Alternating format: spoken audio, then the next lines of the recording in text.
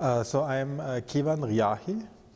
I am the director of the energy research at IIASA. This is the International Institute for Applied Systems Analysis in Austria. Okay. What should be done to achieve the 1.5 degrees Celsius climate global? This is a very good question. So what we need is a very rapid, deep and unprecedented fundamental change of our economic system.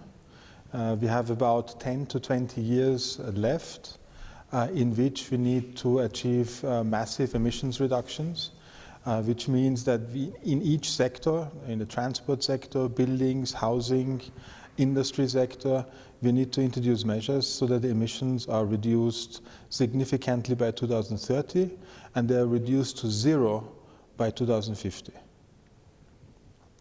What is the role of forums like the World Sustainable Development Forum for catalyzing actions for achieving the Sustainable Development Goals?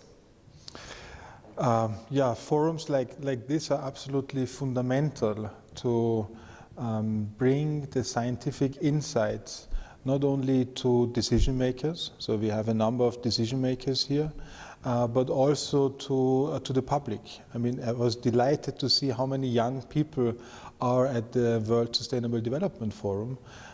This is my first World Sustainable Development Forum, so I don't know whether as many young people were also in earlier in the earlier forums, but I think it is this type of events that manage to bridge scientific information and bring it into the public and make it understandable also for the decision maker. Now that you mentioned youth, what should be the role of youth in achieving goals of climate ambition and climate action? The youth can play many different roles. I think the most important role for the youth is that it's basically their planet. They are the only ones who are have no vested interest and are thinking really about their future, right? This is the difference between the young and the older generation. The older generation has vested interest, owns industry. For the old generation, change is difficult. For the young generation, it's a natural process.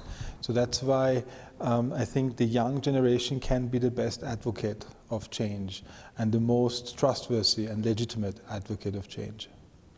And last but not least, how do you like Durango so far? Durango is great.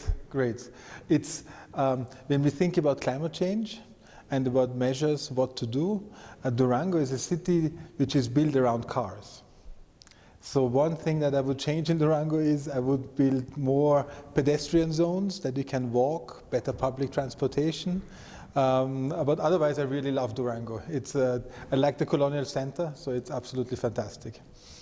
Thank you so much, Doctor, for your time and for being here with us. Welcome. Thank you.